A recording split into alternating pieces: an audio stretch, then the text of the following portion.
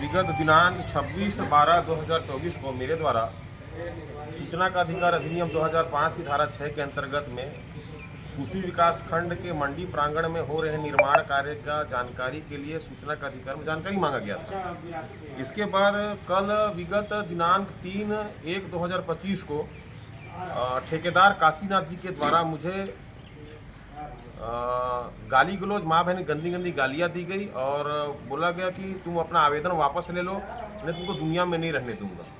इसके बाद फिर मैं इन सभी विषयों का चर्चा अपने सभी प्रेस के साथियों से मैंने किया और फिर सभी लोगों ने हम लोग संयुक्त रूप से कि इसमें कार्रवाई होनी चाहिए करके इसलिए हम लोग थाने में उपस्थित हैं। इसमें क्या चाहते हैं? देखिए, निर्माण कार्य में अनियमितता हो रही थी, उसके संबंध में मैं आवेदन दिया था सूचना का अधिकार के तहत में।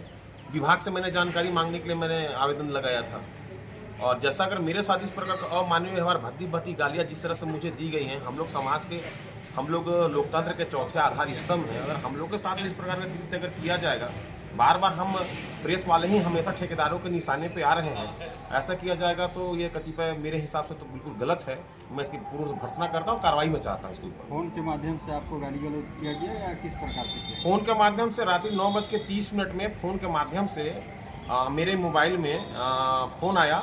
एक बार फ़ोन आया तो मैं नहीं उठाया, फिर एक बार फिर फ़ोन आया तो मैं उठा के फिर काट दिया। फिर तीसरे बार जब फ़ोन आया तो मैं फ़ोन रिसीव करके फिर बात किया तो सामने वाला बंदा बोला कि मैं काशीनाथ बोल रहा हूँ, तुम सूचना का अधिकार में जानकारी क्यों लगा मंडी ठेकेदार का, मंडी का, मैं खुद कहाँ काम कर रहा हूँ तुमको नहीं पता। तरह तरह की गाली गलौज उसने मुझे करने लगा, मैंने उसको कोई जवाब नहीं दिया। आप अभी देखे होंगे कि बस्तर में हमारे साथी पत्रकार को एक ठेकेदार के द्वारा जिस तरह से बाथरूम के टंकी में मार के डाल दिया गया, इसको किस तरह से देखते हैं आपके, क्योंकि आपको भी इसी तरह धमकी दिया गया है ठेकेदार के द्वारा? देखिए, कहीं ना कहीं हम लोग सच को साबित करने के लिए जो समाज ने हमें जो जिम्मा दिया है, हम उसका निर्वहन को बखूबी बहुत अच्छे तरीके से करते आ रहे हैं और करेंगे।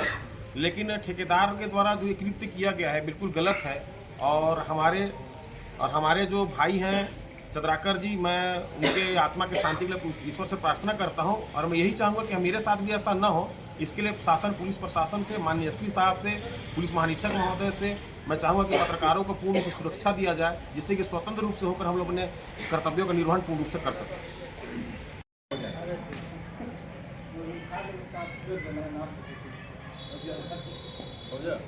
नहीं हुआ है। फोटो भी ले रहा बाबू ना, जो समाचार है ना,